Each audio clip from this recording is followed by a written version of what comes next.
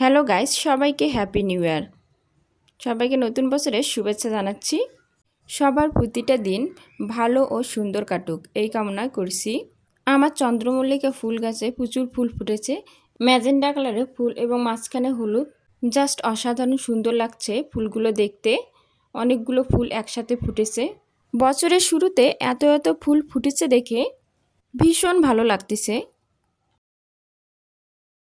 পাশের চন্দ্রমল্লিকা ফুল গাছটিতে হলুদ রঙের ফুল ফুটেছে, জাস্ট অসাধারণ লাগতেছে ফুলগুলো।